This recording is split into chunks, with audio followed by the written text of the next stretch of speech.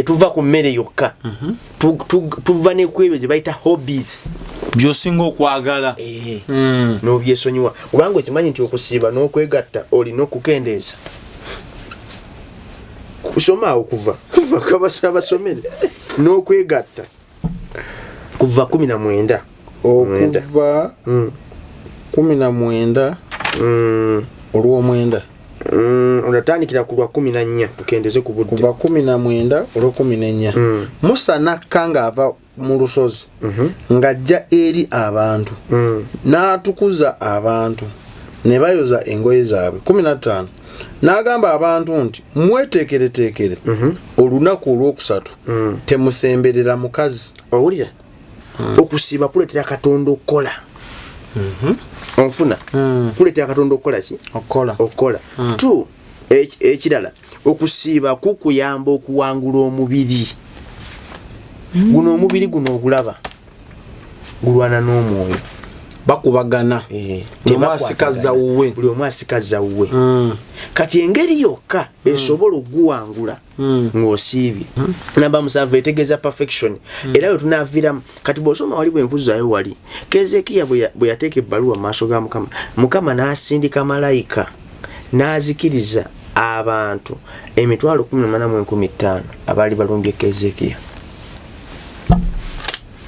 onfuna 18,000 meka 5 n'abazikiriza bonna naye okimanyi ate kino nakyo kakigamba omwana wa Mukama ndaba nti okimanyi nti Keezeekiya bwe yalumbibwa Sennakerubi Keezeekiya yakwata ekisenge n'akiziba ebituli byonna ebirimu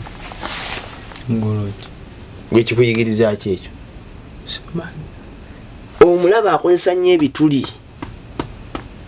soda buli muzimu gwonna ogwakuyingira gulina we gwayita. Export TV to the world.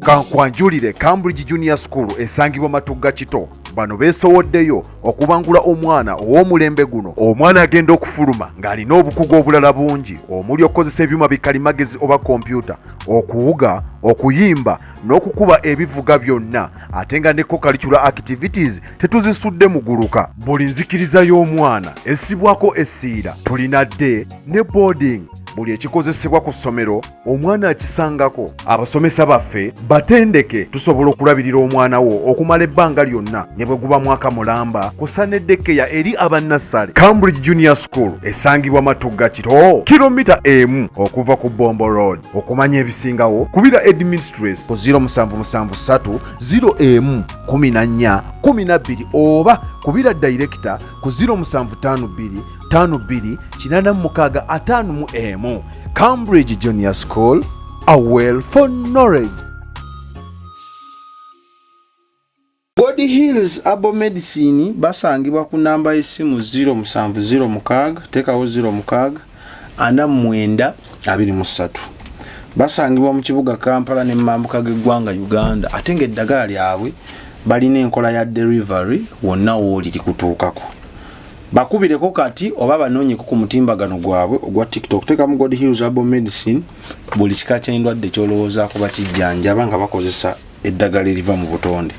PID, syphilis, allergy, fibroid, diabetes, brain tumor, sperm count, back and joint pain, sinuses, ulcer, asthma, hernia, prostate enlargement. N'endwadde nnyingi bagenda kuvumula, si kujjanja babula kuvumula.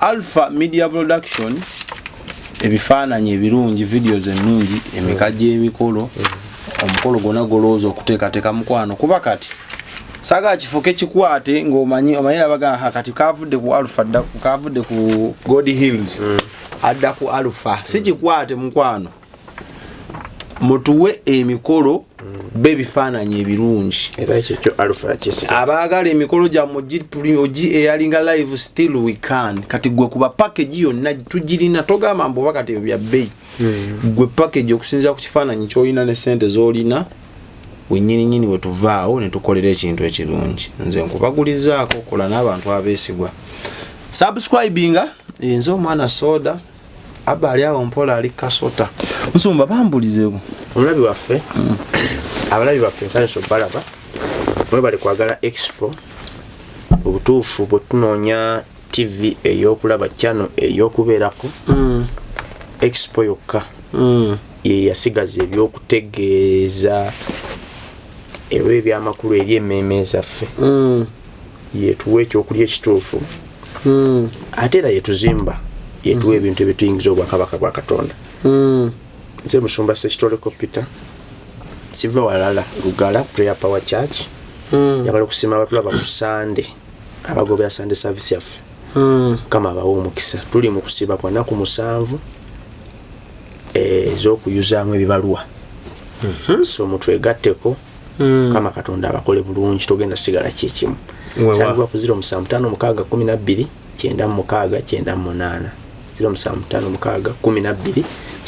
9 tutandikire wenyini awo gambye ku bibaluwa Deni tusimbule imbalasi okusiba lwaki tusiba na lwaki abasiba ebbanga zinera mu kigisera kino kyennyini basiba kati tuli mu kusiba kwa naku 7 kama yakututaddeko okuyuzaamu ogwokulopa ebbaluwa z'abalabe baffe tuziteeka ebbaluwa ngenda kukinyonyola ekyokukwata ebbaluwa z'abalabe baffe tuziteeke mu maaso ga Mukama aziyuzeemu azijecting azigaane ebbaluwa kyandiba embeera eyo mubiji yakuteekamu embeera y'obutafumbirwa ey'obutawasa ey'obutazaala eyo bbaluwa Senakirubi bw'aba akulumbye eyo bbaluwa ey'obutafuna mirimu okola sente zikuyita mu ngalo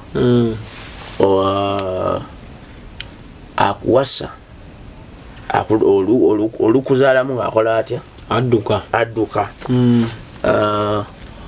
bintu bingi ndwadde biki esobola okuba ebbaluwa gwembeera gwe muli gyolaba ddala nti embeera tegulumiza Mukama eyo bbaluwa era ezo ebbaluwa zetuli okudiringa nazo mumwe mu bbanga lwaki mu kiseera kino mu nnaku zonna tusu omanyi buli kadde Mukama Katonda ateeka enjiri ku mutima wabeerawo ebiro by'ekintu kati kuno tuli mu Isaaya 3:7 olw'14 ne Bassekabaka oba ekyokubiri 19 tusookerewa oyagala Isaaya 3:7 14 Kezekiya n'atoola ebbaluwa mu mukono gwa kabaka n'agisoma Kezekiya n'ayambuka mu nnyumba ya Mukama n'ajanjuliza mu maaso ga Mukama omulaba omubaka okuva ewa kabaka alese ebbaluwa Kezekiya agisomye ategeera ebirimu kubanga onodiringa n'ekizibu osooka kimanya knowledge is good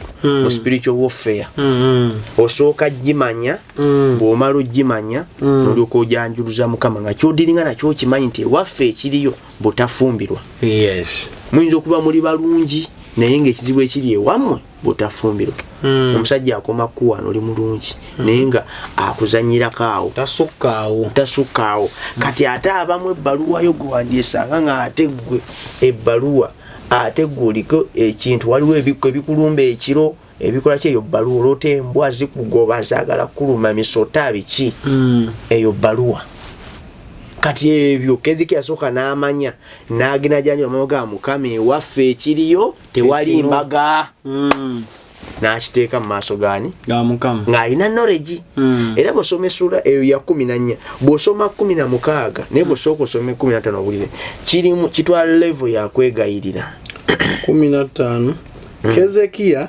ne yeegayirira Mukama n'ayogera nti neyegayirira kati soma 16 obulire ayi Mukama owejje Katonda wa Isirayiri atuula ku bakerubi gwe Katonda gwe wekka wa bwakabaka bwonna obw'omu nsi gwe wakola eggulu n'ensi 17 tega okutuukwo ayi Mukama owulire zibula amaaso go ayi Mukama olabe owulire ebigambo byonna ebya Senakeribu byatumye okuvuma Katonda omulamu kati olaba kye bayita okusiba kati abantu abamu tusiiba naye bw'osiiba obudde ofa kumalako obudde omala ku ssimu obaawo ng'obazaabaza obaza saawa ziweradde 12 ku TikTok obudde omala ku games obudde omala ku ki firimu otwaliriza budde okusiiba kwonna okutuufu kutambula nakwegayirira era mwe mwenna abali mu kusiba obanga n'owangula mu kusiiba kuno okwennaku omusanvu okwate ku kyamagero kyo yawula essimu giteeke wali va ku TikTok va ku firimu va ku ki ku WhatsApp gisaleko kendeeza weeyawule kye bayita okusiiba kweyawula era bwe nkubuuza okusiiba kyo yinza okunziramu okusiiba era kyekimu okusiiba muzungu gamba to abstain from food and water naye ate kati ekyo definition yaba starter tetuva ku mmere yokka tuva ne ku ebyo gye bayita hobbies by'osinga okwagala n'obyesonyiwa kubanga okimanyi nti okusiiba n'okwegatta olina okukendeeza kusomaawo kuva kabasomere n'okwegatta kuva 19 okuva 19 olw'omwenda onatandikira ku lwa 14 tukendeze ku budde kuva 19 olw'14 Musa nakka ng'ava mu lusozi ng'ajja eri abantu n'atukuza abantu ne bayoza engoye zaabwe 15 n'agamba abantu nti mweteekereteekere olunaku olwokusatu temusemberera mukazi owulira 16 olunaku olwokusatu bwe lwakya enkya ne waba okubwatuka n'okumyansa n'ekire ekizimbye ku lusozi n'eddoboozi ery'eggombe eddene ennyo awo abantu bonna abaali mu lusiisira ne bakankana obulya kiki ekireesewo ekyo bakoze beetukuza ne babagamba beewale n'abakazi okkirizibwa mu kusiiba nedda nemba mukanyiza anti kati amutaddewo akaseera naye waliwo ekisabugala kunoonya mukama tuli mu kunoonya mukama kati muyinza okugamba nti zino ennaku 7 zonna tewali kwegatta ate manyi nti okusiiba ngeri gye kuggwako saa 12 ne musiibulukuka then awo mukulya emmere n'ebyo ne mugiraagira ebintu byammwe ebyo ebyekisirusiru then kyakisiru byamagezi nga period wakati w'okusiiba nga wootabikolera naye ati kaliera akagambo kajjeewo ojja kutemya ebintu abantu kale ebintu byabwe kati si kibi naye Bible gateekewo kadde wano si kubanga oli mu kusiba ate n'obuukira ekitanda kyesonyiwe walina okubaawo akadde kubanga tiwali oli mu kunoonya mukama weeyawudde olina ekibaluwa kyoyuza ate bw'oba osiiba olina ogattako okusaba okusiiba kutambula n'okusaba maanyi kyagali mu kusiiba amaanyi agali mu kusiiba mangi soda kubanga bw'osiiba first of all owangula emizimu era sooka onsomere Matayo nkulage Matayo 17:21 Matayo 17:21 naye kyokka ekyengeri eno tekiyinza kuvaawo awatali kusaba na kusiiba owulira waliwo embeera nga iyo ekiyinza okuyamba ogijjawo kusaba nakola ki kusiiba Zabbuli 15 olwokuna era nalulubawo okusiiba kutuwa amaanyi Zabbuli 15 olwokuna munoonyenga mukama n'amaanyi ge munoonyenga amaaso ge ennaku zonna munoonyenga mukama n'amaanyi ge munoonyenga amaaso ge ennaku ki zonna okusiiba kuleetera Katonda okukola onfuna kuleetera Katonda okukola ki okukola tu ekirala okusiiba kukuyamba okuwangula omubiri guno omubiri guno ogulaba gulwana n'omwoyo bakubagana buli omu asikaza wuwe kati engeri yokka esobola okuguwangula ng'osiibye n'ogukendeeza ku maanyi n'owa omwoyo gw'amaanyi kubanga kati abantu abamu banene mu size munene ali vast so big naye nga munsi y'omwoyo spiritually so thin mutono n'embuyaga emufuuwa. Lwaki yafa nnyo ku mubiri, lip shiner, lipstick nga ffe tulaba tulaba Sande Masavu wano Sande Masavu naye nga mu spiritual world ne Munyera amugoba Lusejjera yennyini. Kati ekimwambaza kiki? Kati ekimwambaza bakuyita kusiiba. Kyola abantu abamu wano mu ndabika alabika mutono nnyo so thin naye nga munsi y'omwoyo so fat nga lwazi. Kati so naye ekireeta ekyo bakiyita kola ki? Kusiiba. Baluumi 8:13 singa olubawa. Baluumi Romans 8:13 agamba Boat kubanga bwe munaagobereranga omubiri mugenda kufa. Owulidde ssebo? Naye bwe munaafiisanga ebitundu byammwe ebikolwa by'omubiri olw'omwoyo muli babalamu. Onfuna ndowooza. Muli babalamu. Soma 14 owulira ate bwe kinyoma. 14 agamba kubanga abo. Do you believe What? that it's possible to cure from diseases like fibroids, hernia, prostate enlargement without surgeries? Yes, it's only possible with God Heals Herbal Medicine. We also have medications against ulcers, prolonged constipation, hemorrhoids, syphilis, gonorrhea, back and joint pain, low sperm count, high blood pressure, synapses, UTI, asthma, allergies, sickle cells, low immunity, liver infection, kidney infections, etc. We are located at the entrance of New Tax Park, Hijab City Arcade, shop number GF34. We also offer banking agent services. For more information, call +256 70 60 64 923. God Heals Herbal Medicine. Kubanga bonna abakulemberwa omwoyo gwa Katonda Be baana baki? abo be baana ba Katonda. Okitegedde. Ab'emmere era awagwana. Mwe ab'emmere era kubanga Sitaani tatya muntu ali akusa emmere. Nekino bwe tuba nga tunaayuza ekibaluwa ekiri ku bulamu olina okuteeka wansi emmere. Emmere olina ogiteeka wansi n'onoonya Mukama. N'ogamba neesaddaase namba 7 etegeeza perfection. It's high time God to perfect you. Ensonga lwaki ennaku ziri 7? Namba 7 etegeeza perfection.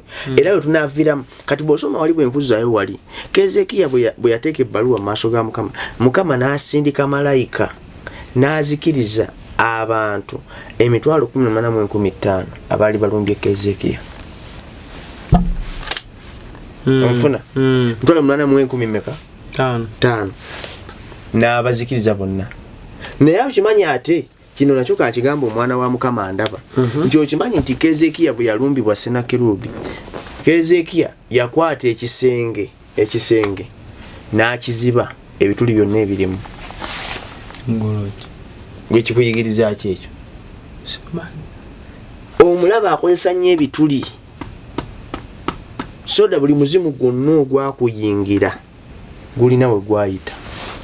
Nsomba no sinadda mu layini nze.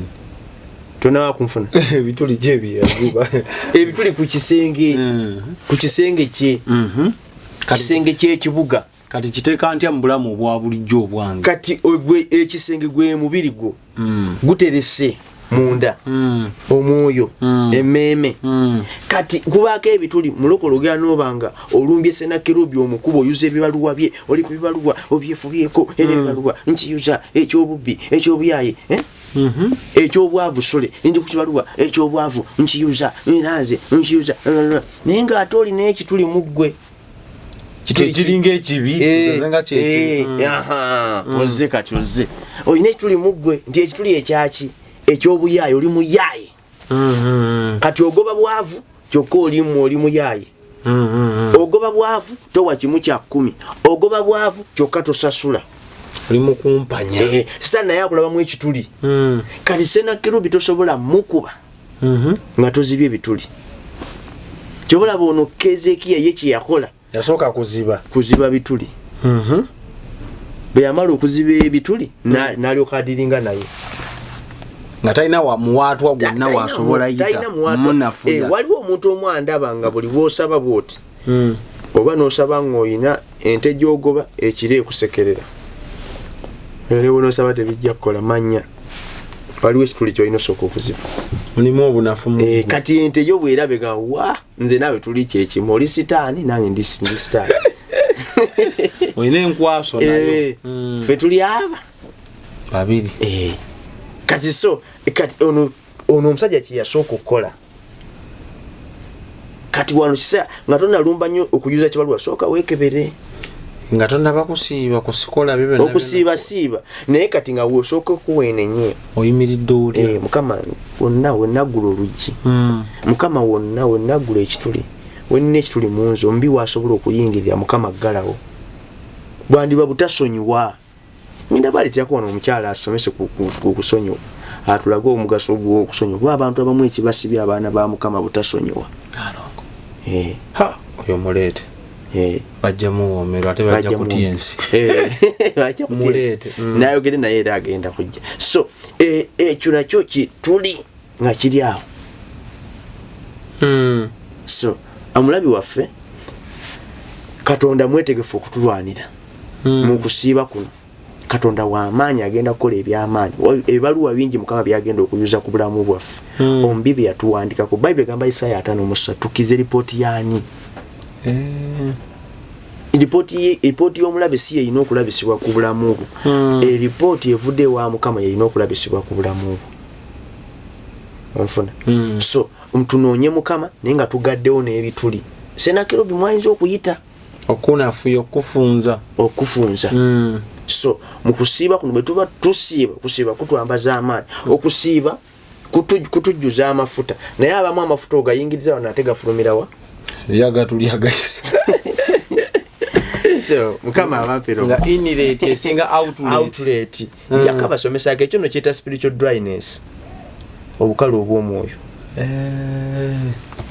kale banjagaliti mpozi ng'olina kibuuzo bw'oba tolina kibuuzo ka video kano kongereyo ne munno asobole okuguba nga aganyulwa naye nga kyekyo kigenda mu maaso okumanya ebisingawo bannaye mikwano gyaffe buli lwa Sande tubeera live kuneeno waliwo yabuuza saawa mmeka saawa 4 paka 8 service ya prayer power church so naawe yonna gy'oli osobola otwegattako si mu bubi mukama Katonda omulungi abatukuumire bye bye.